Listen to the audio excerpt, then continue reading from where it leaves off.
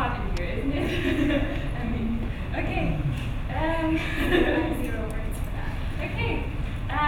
First of all, I want to ask you how do you feel being in Germany? Okay. How does it feel to be here? We'll start and then we continue. I'm Eric, and I've been here before, so for me, I love it. Sometimes I don't understand everything, but it's great to be here, and I like Apple Shola. And yeah, it's really great to work here. But it's really strange. This weather is not. It's usually cooler, and I came here before the cast, and it was so cold.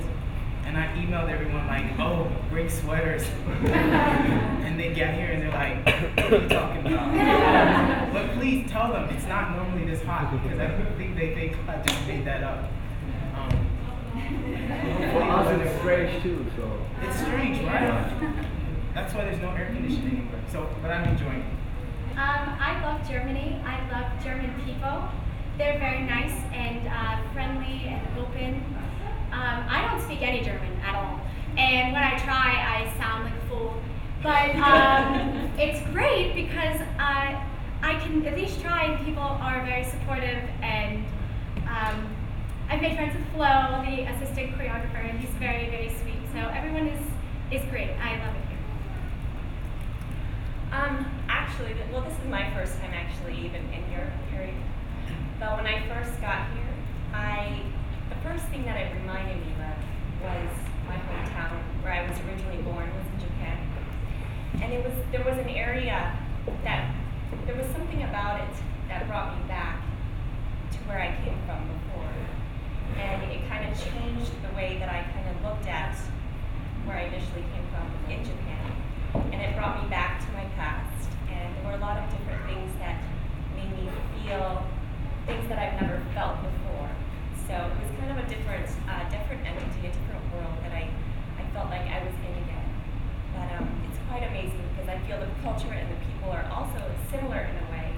And people are very aware of their surroundings, which I absolutely love. And I think that's the most beautiful thing that I can see. So thank you. I love Germany. I actually, in high school, when it came time to pick a foreign language to study, I chose German. And then studied it again a little bit in college because I was studying performance art, and one of my teachers suggested that if I wanted to do performance art and dance theater, that I should come to Europe, and specifically Berlin. And so after college, I moved to Berlin for 6 months. I did a performance art piece. I tried to brush up my German. Yeah, and then I haven't been back for 7 years. I only stayed for 6 months, and so I'm really happy to be back. But the thing is every time I come over, I work with people in an international setting, and so we all just speak English together. And so it's like really hard for me to get better at my German, although I'm really interested in the language. It's so difficult. And yeah, I've tried for years and years and years. I'm really hoping this time I'll pick up a little bit more. Oh, that's so unfortunate. For us, Yeah. it's no problem. Yeah. So yeah, I love Germany, and I hope you can come here. Do not let him fool you. He is better than he's letting you all on to. Because I run around going, tut mir leid, ich spreche kein Deutsch. Everywhere to the children. But this is actually my first time in Europe, and I've been looking forward to this since I got the call in October. So I had October, November, December, January, February, March, April, May, and June to be nervous about this and getting excited at the same time. Yeah, right. Buying suitcases, but one thing that I really, really, really enjoy about Germany is not only the food, because I love to eat. I've not stopped eating since I've gotten here. The ice, oh my gosh. I have at least 5 scoops a day. I'm sorry, it's a problem. It's a problem. I'm willing to admit that. But I don't think I'm going to stop anytime soon. So, speaking, you might have to take the pants out of it. Just cut it over. Right. But I also like how Karen was talking about the passion and the commitment and things. People here are very committed to, if they're going to be committed to that coffee, they're going to be committed to that coffee for, if it's 2 hours, it's 2 hours. If they're going to be walking fast, they're going to commit to walking fast. If it's slow, it's dead. But they also are committed to football and soccer and just the that they feel about that is how I feel like I need to feel about my life. So it's really cool to see how the different cultures compare to one another and how to infuse theirs into mine. One of the first things I said when I auditioned way back, I was like, "Hi, I'm Sarah. I do this, this, and this, and I would love to go to Germany." Everyone was like, "Okay." Can you do something? But I too have been looking forward to this for so long, and I was supposed to come when I was in high school, and I never actually made it. So this is kind of a dream come true for me. And I love this cast. I love our production team, and everywhere I go, people talk to me. I get dinner at our director-producer's house with his wonderful kids and his wonderful wife, who made me birthday cake, and you.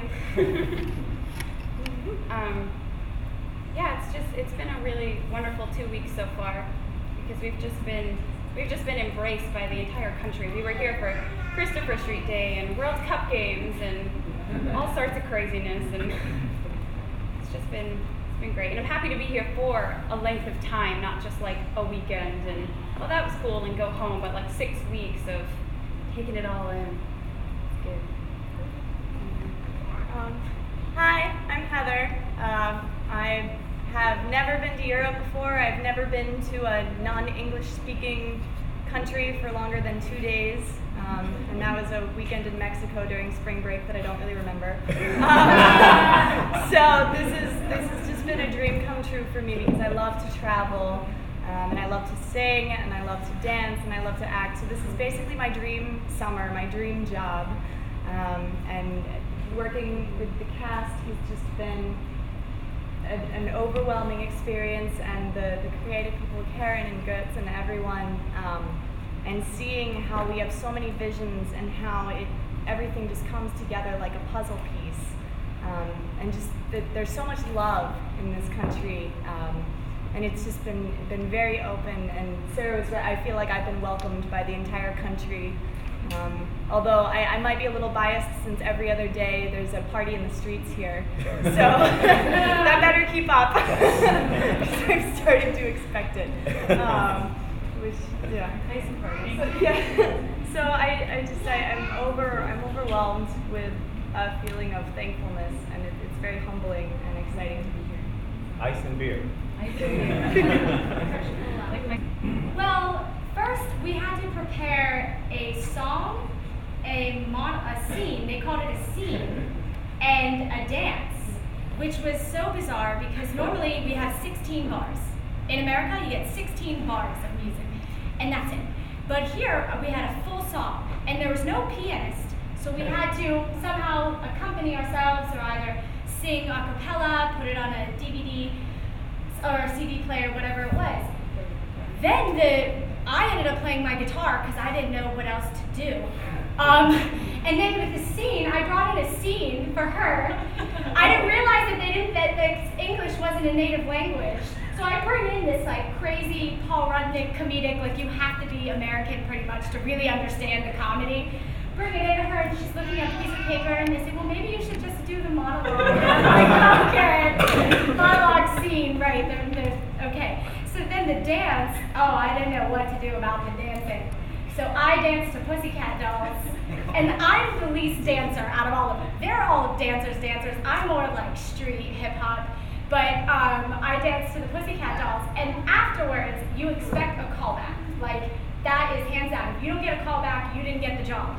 And they pulled me back into the room by myself, and they said, we believe that you have showed us everything that we need to see, and we're not going to ask you to stay and dance.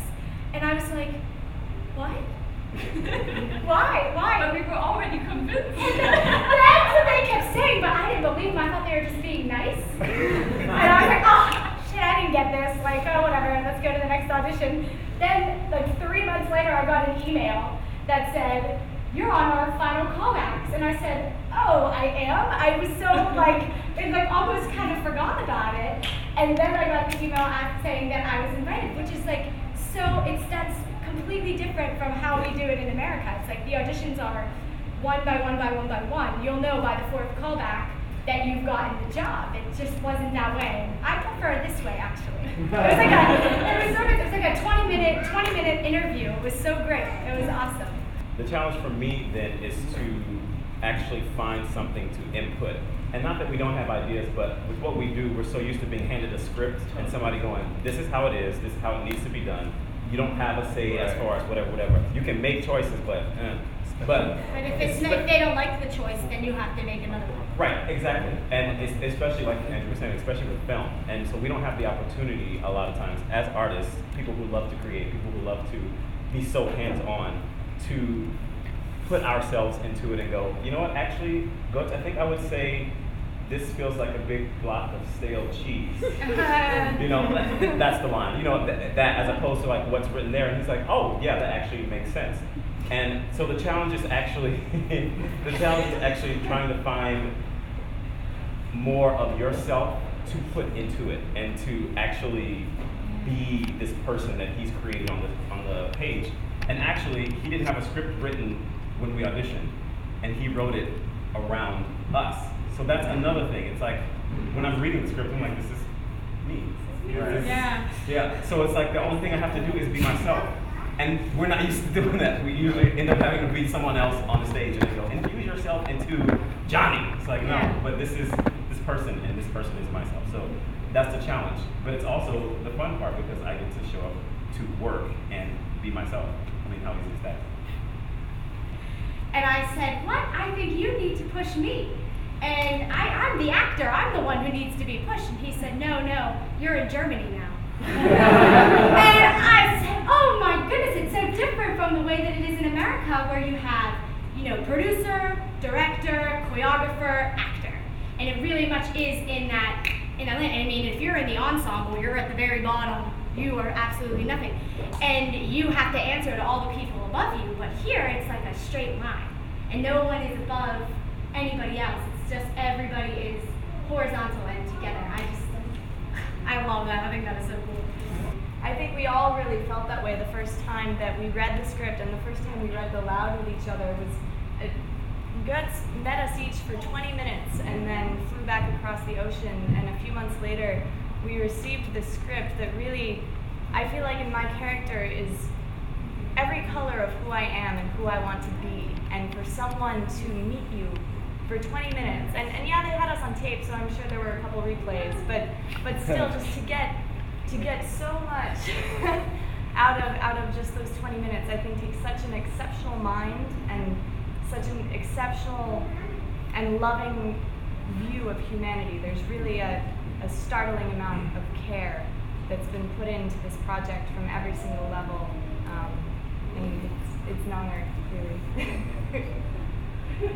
I mean, it's always difficult when you have a job and then you go back to auditioning. It's always difficult, and it's always different. And I think, actually, it might be good coming from this because we have so much permission to be ourselves in this project. And one thing I've learned about the audition world, even though it's really impersonal, that you tend to do better the more of yourself you bring into the auditions. Even though people think they want cookie cutters, if you just behave like yourself, you are much more likely to get a call back or book a job. So I don't know, I'm excited after this because it's like really invigorating to just be myself. Like maybe the next time I step in the room in front of these producers, I won't worry about trying to be what they want and just, let myself go through.